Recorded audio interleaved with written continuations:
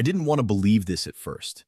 I kept telling myself there was a diplomatic explanation, that both sides were performing for domestic audiences, that this was the kind of controlled friction that powerful countries run past each other all the time, and that everything would cool down by the weekend.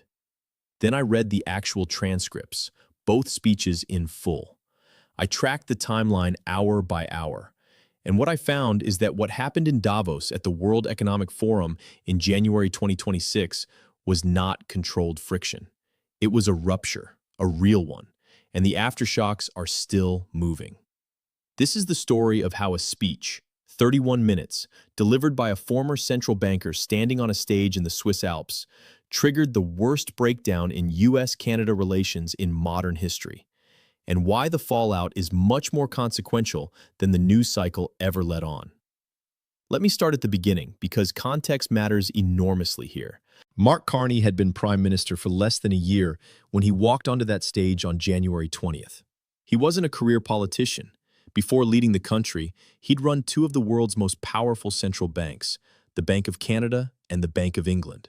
He thinks in systems, he thinks in cycles, and by the time he arrived in Davos, he had spent months watching a very specific pattern emerge out of Washington.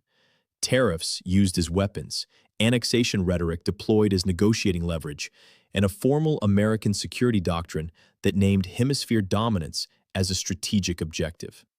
Carney chose Davos to say it out loud. Without mentioning Trump's name once, he told the assembled heads of state, finance ministers, and CEOs of the global economy that the rules-based international order is over.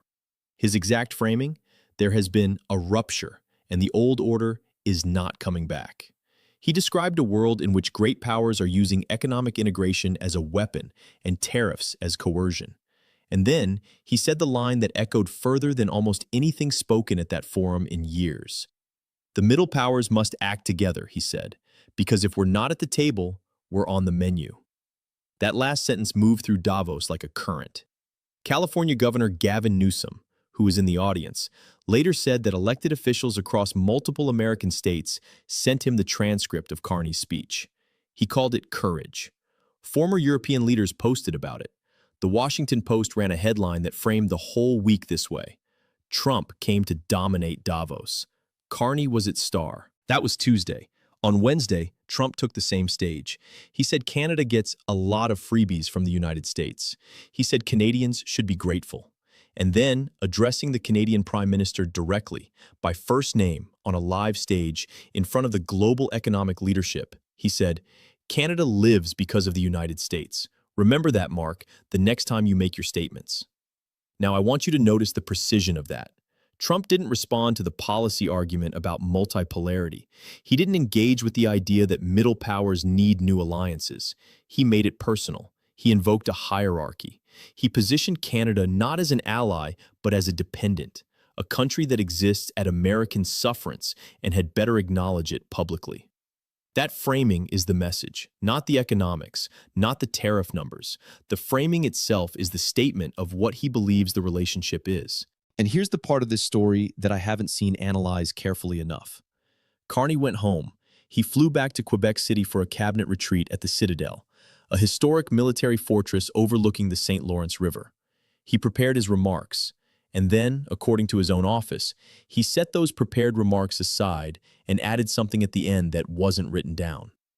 Standing at the Plains of Abraham, the same ground where British and French forces fought one of the most decisive battles in North American history in 1759, Carney looked into the cameras and said, calmly and without drama, "Canada and the United States have built a remarkable partnership in the economy, in security, and in rich cultural exchange. But Canada doesn't live because of the United States. Canada thrives because we are Canadian. We are masters in our own house. This is our country. This is our future. The choice is ours." Off script. Unscripted words, chosen in the moment, delivered from one of the most symbolically loaded pieces of ground in Canadian history. I keep coming back to that detail. He chose that moment to say it, and he chose those words specifically. Is that the strategic calculation everyone should be watching? Tell me what you make of it. Drop it below. What happened in the next 72 hours tells you a lot about where both sides actually are. Trump responded on Truth Social. He had apparently extended an invitation to Carney to join something called the Board of Peace, a U.S.-led council tasked with rebuilding Gaza's post-war future, with a billion-dollar membership fee for participating nations. Trump's post informed Carney that the invitation was being withdrawn. The letter posted publicly. Please let this letter serve to represent that the Board of Peace is withdrawing its invitation to you regarding Canada's joining what will be the most prestigious board of leaders ever assembled at any time. Thank you for your attention to this matter. A billion-dollar diplomatic invitation rescinded via social media hours after a foreign leader responded to criticism with a composed statement about national sovereignty. The speed of it matters. There was no private call first. No diplomatic channel engaged. It went straight to Truth Social. Then something stranger happened. On Monday, Carney called Trump. By both accounts, it was a functional conversation. Carney described it publicly as very good. But that same day, Treasury Secretary Scott Bessent went on Fox News and told the audience that Carney had very aggressively walked back his Davos comments during the call. He spoke to Prime Minister Carney, Bessent said, who was very aggressively walking back some of the unfortunate remarks he made at Davos. Carney's response, stated publicly and on record, he stands by every word. So both sides walked away from the same phone call and told their respective domestic audiences completely different stories about what happened. The Americans said he folded. The Canadians said he didn't.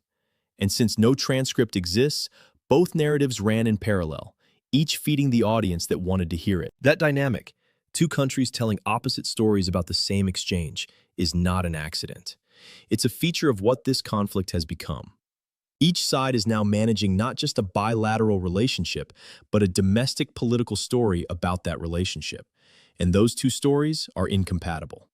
Now here's where I want to slow down and look at something the daily coverage almost entirely missed. The Davos exchange didn't happen in a vacuum. It was the public culmination of a year-long pressure campaign that, when you lay it out in sequence, has a distinct architecture to it. In February 2025, executive orders imposed 25% tariffs on Canadian goods not covered by the trade agreement.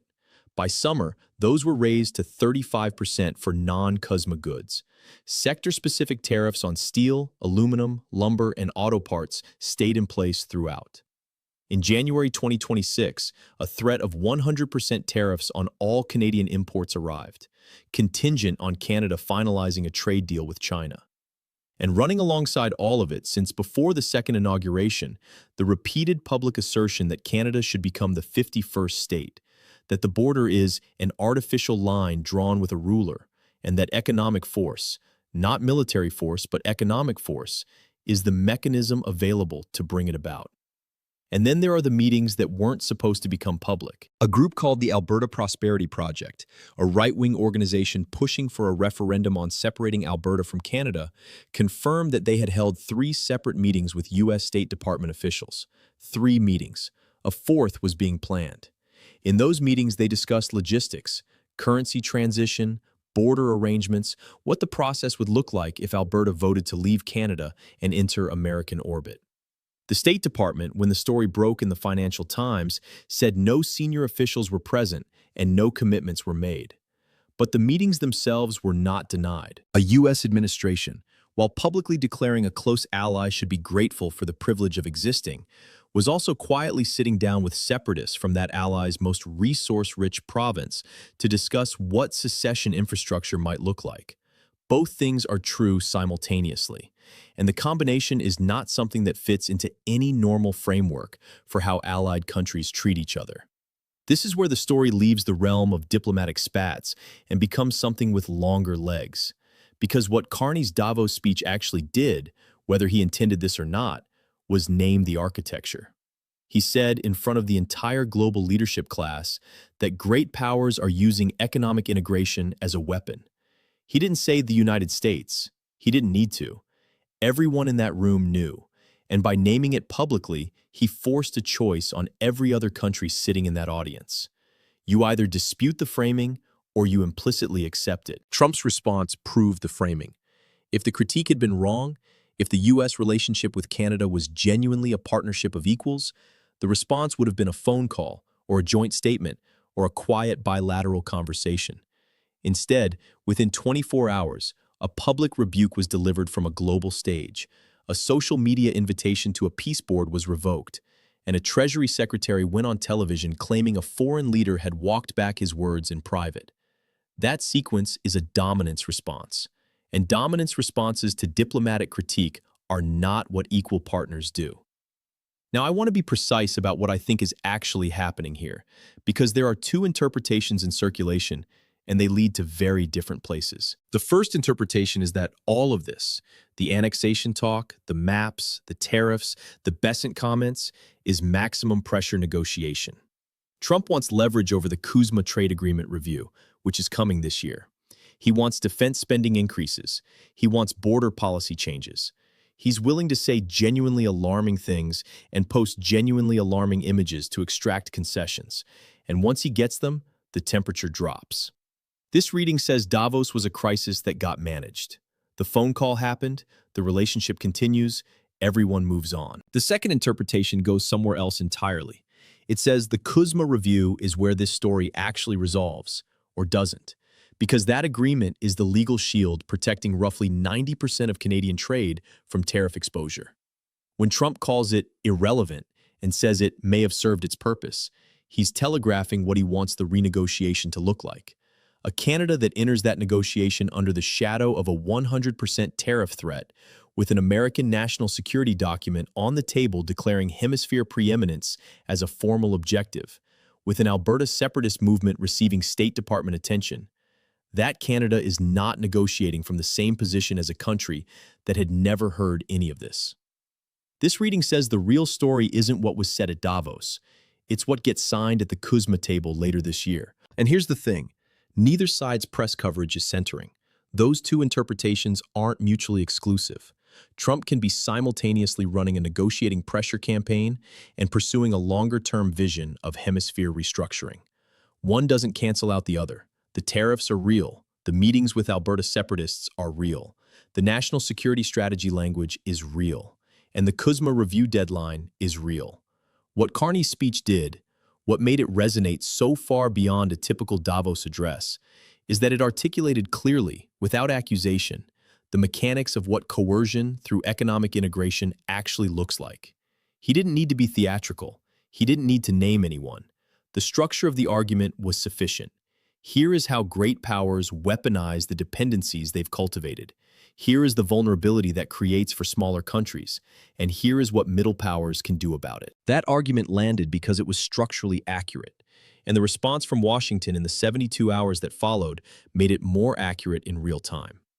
The polling aftermath told its own story. Angus Reid found Carney's approval had jumped 8 points to 60%, his highest since becoming Prime Minister. Leger put Liberal support at 47%, 9 points ahead of the Conservative Party. Meanwhile, Reuters polling showed Trump's approval had fallen to 38%, tied for his lowest rating of the second term. Standing up, calmly, and on the record to an assertion of dominance proved more popular than the assertion itself, at least in January. But popularity at home doesn't resolve the structural problem. 3/4 of Canadian exports go to the United States. The leverage asymmetry is enormous. And every new tariff mechanism that arrives after the last one gets struck down, including the 10% global tariff signed just this week after the Supreme Court voided the IEEPA tariffs, is evidence that the pressure machine has redundancy built into it. So where does this actually land? I've been working through this for weeks, and I keep arriving at the same unresolved question. Did Carney win Davos? Probably. Did that win change the structural power balance in the Canada-US relationship? Almost certainly not. What it may have done, and this is the longer play that almost no one is discussing, is change the negotiating context internationally. Every middle power that watched that Davos exchange got information about what coercion through economic integration looks like and how a target of that coercion can respond publicly without escalating militarily. Carney didn't just speak to Canadians at the Plains of Abraham. He spoke to Seoul, to Berlin, to Warsaw, to every capital running its own quiet calculation about what American preeminence means for them specifically. The war that started in Davos isn't just between Ottawa and Washington. It's a test case for something much larger. And how it ends, particularly what the CUSMA renegotiation produces, and whether Canada's diversification strategy has enough runway to matter before the leverage gets applied at full force, will tell you something important about how that larger question resolves. I don't have a clean prediction. I keep thinking I'm close to one and then finding another variable. So I want your honest read. Do you think Canada actually has the leverage to hold its ground when the CUSMA review hits? Or does the math on trade dependency make the outcome inevitable? Drop your argument in the comments, because I'm genuinely not sure I'm seeing the full picture here.